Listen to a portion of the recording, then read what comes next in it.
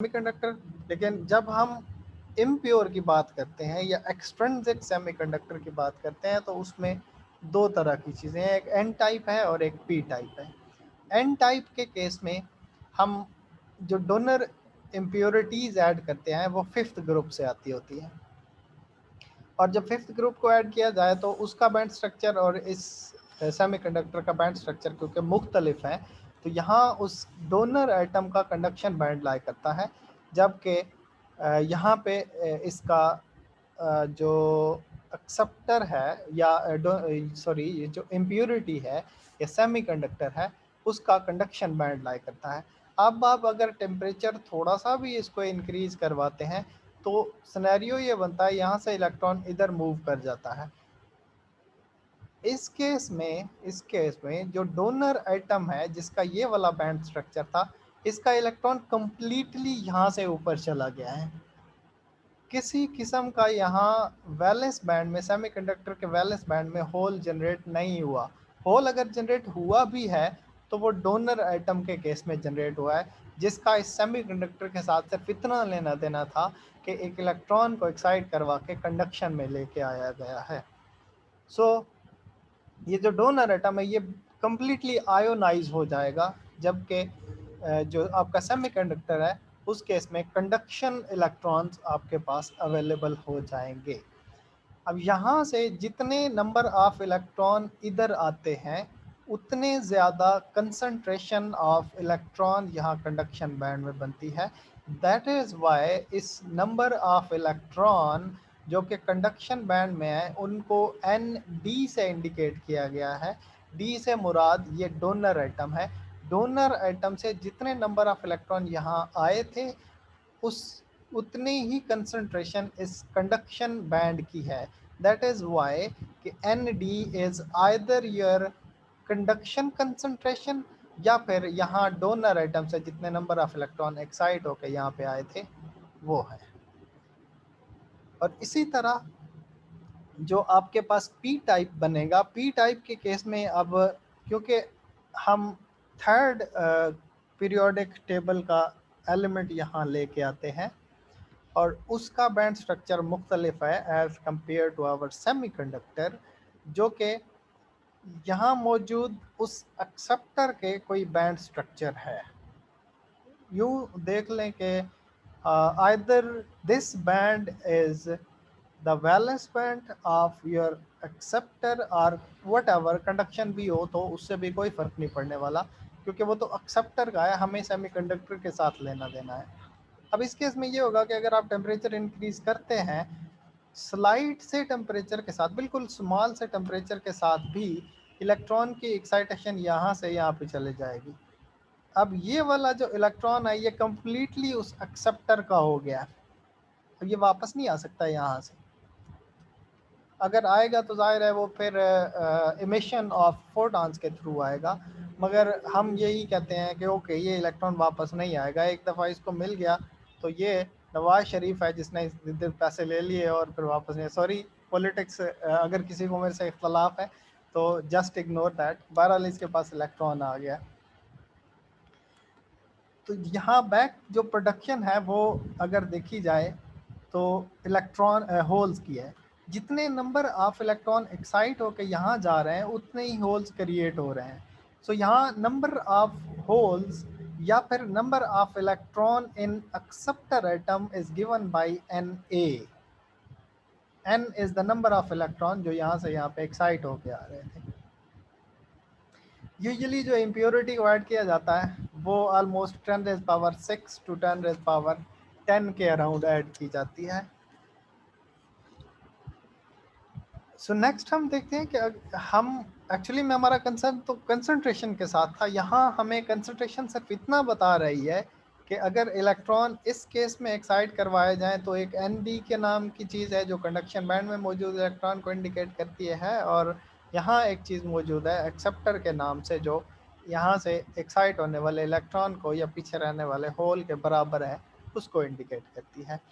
Pure semiconductor में आपने देखा था कि नंबर ऑफ इलेक्ट्रॉन जो है वो नंबर ऑफ इलेक्ट्रॉन जो है वो होल्स के इक्वल है, लेकिन यहाँ ऐसा नहीं है। यहाँ आप देखें प्योर सेमीकंडक्टर का जो सिनेरियो था वो अब नहीं रहा, क्योंकि आपके पास एक एक्स्ट्रा चीज़ यहाँ पे ND भी ऐड हो रही है, इसी तरह एक Na इसमें ऐड हो रहा है। सो ओवरऑल अगर इसको देखना चाहें आप, जो कि आपके पास नंबर ऑफ टोटल कैरियर्स को अगर देखें, यहाँ पे मौजूद कंसंट्रेशन और यहाँ पे मौजूद कंसंट्रेशन, इन दोनों को सम किया जाए तो आपके पास टोटल जो ओवरऑल इस सेमीकंडक्टर की कंसंट्रेशन है वो आ जाएगी। अगर ये प्योर था, इम्प्योरिटी जब ऐड नहीं थी, तो उस केस में N is equal to P था, कि number of electron is equal to number of holes. लेकिन यहाँ पे अच्छा एक बात नोट करने की ये है कि वो जो P जिसको कहा जा रहा है वो होल्स हैं, और होल की कंसंट्रेशन हमारे पास हमेशा वैलेंस बैंड में मौजूद थी, और जो इलेक्ट्रॉन की कंसंट्रेशन है वो कंडक्शन बैंड में मौजूद थी। अब जो नया सिनेरियो बना है इम्प्योरिटी ऐड करने के बाद, वो ये है कि यहाँ पे मौजूद already n number of electron plus ये जो नई चीज़ आई है ND, ये इस कंडक्शन बैंड की टोटल कंसंट्रेशन है। और इसी तरह जो वैलेंस बैंड की कंसंट्रेशन है, इसमें मौजूद होल्स जो कि ऑलरेडी थे, और जो नए प्रोड्यूस हुए हैं Na, वो उसकी कॉम्बिनेशन, उनके दोनों को मिला के जब आप काउंट करेंगे कैरियर्स, वो इसकी कंसंट्रेशन बनेगी।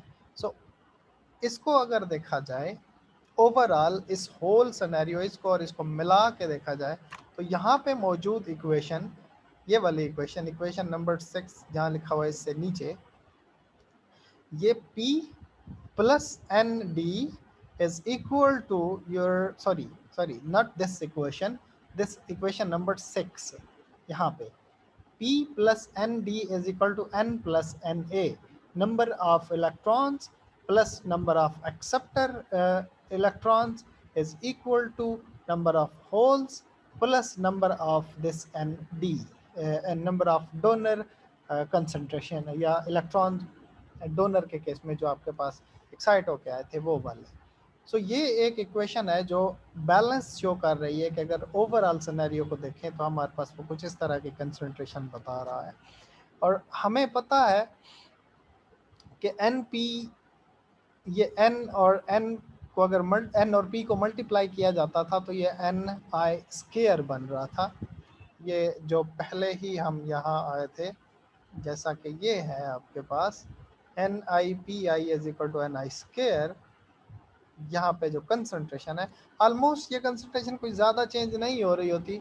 इसकी वजह ये है हम सेमीकंडक्टर का रिलेशन ही यूज़ कर रहे हैं यहाँ पे, हालांकि हम बात इम्प्योर की कर रहे होते हैं, एक्सट्रेंसिक की बात कर रहे हैं, लेकिन इक्वेशन वो इंट्रेंसिक वाली यूज़ की जा रही है। वजह यह है कि जो कंसंट्रेशन आपने अपने जो इम्प्योरिटी ऐड किया है, कोई बहुत ज़्यादा इम्प्योरिटी नहीं ऐड है। अगर आप इन मिलियंस ऑफ आइटम में एक 100 आइटम ऐड कर देते हैं इम्प्योरिटी का, तो उससे क्या फ़र्क पड़ेगा, कोई ज़्यादा फ़र्क नहीं पड़ने वाला।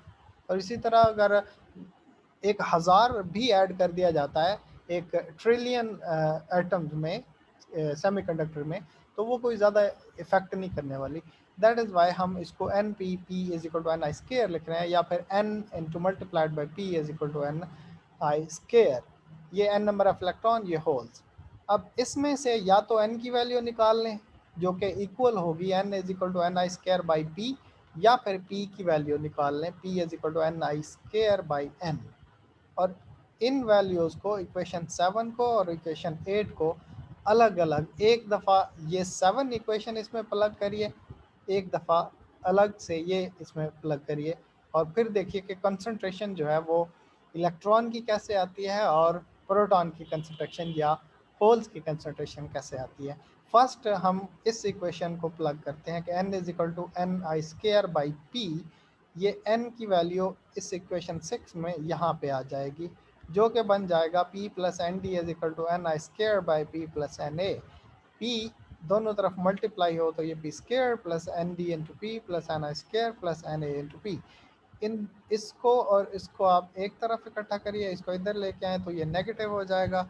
सो इक्वेशन आपकी बन गई P square plus N D minus N A into P minus N I square is equal to 0, जो कि क्वाड्रेटिक इक्वेशन है in P A X square plus B X plus C is equal to 0, quadratic equation है जिसमें x को अगर देखा जाए कि ये p आपका x है तो a is equal to 1, b is equal to this thing and c is equal to minus N I square, जिसका solution minus B square plus 4ac/2a बनता है। और इसमें x क्योंकि वो p के साथ रिप्लेस किया गया था, so p is equal to ये minus B square minus 4ac। आप थोड़ा सा इसको मॉडिफाई करेंगे तो फाइनल जो एक्सप्रेशन आएगा वो ये आपके पास आ जाएगा। ये है जी कंसंट्रेशन आपकी नंबर ऑफ होल्स की। और इसी तरह अगर आप सेकंड इक्वेशन को, जो एट्थ इक्वेशन थी, ये p is equal to N I square by N, इसको अगर आप इक्वेशन नंबर 6 में यहाँ बैक इस इक्वेशन में p की जगह ये वाली वैल्यू प्लग करते हैं तो इक्वेशन आपकी n में बन जाएगी N I by N plus N D plus N A. So N square is equal to this, again is a quadratic equation जिसका सॉल्यूशन आपके पास ये होगा। सो ये दो कंसंट्रेशन हैं आपकी, एक P और एक N के हिसाब से। ये P की कंसंट्रेशन है और ये आपकी N की कंसंट्रेशन है। और लुक एट द एक्सप्रेशन, ये ऑलमोस्ट एक दूसरे के मुख्तलिफ हैं, सिमिलर नहीं है। इसमें आप N A minus N D by two है और अगर यहाँ आते हैं तो N D minus N A by two है। सो ये साइन एक तो मुख्तलिफ होगा, दूसरा इनमें कोई ना कोई चीज़ और भी मुख्तलिफ आएगी, लाइक जैसा भी सिनेरियो आएगा। खैर हम वो बाद में देखेंगे कि पी टाइप के केस में जो डोमिनेंट हमारे पास कंसंट्रेशन है वो पी टाइप के केस में होल है, तो उसमें एन का क्या रोल है, एन कहाँ जाता है। फिर जब हम एन टाइप की बात करेंगे, क्योंकि एन टाइप में ज़्यादा कंसंट्रेशन आपके पास इन इलेक्ट्रॉन्स की है, तो व्हाट अबाउट आवर पी जो कि होल की कंसंट्रेशन है, उसका क्या बनता है। ये हमारा नेक्स्ट लेक्चर का जो टॉपिक होगा। एंड आई होप कि आपको यहाँ तक बात समझ आ गई होगी। मैं नेक्स्ट उसको एक्सप्लोर करूँगा। Thank you very much for your attention. अब मैं आप सबको अनम्यूट करने लगा हूँ, तो आप काइंडली जो भी क्वेश्चंस हों वो आप रेज कर सकते हैं।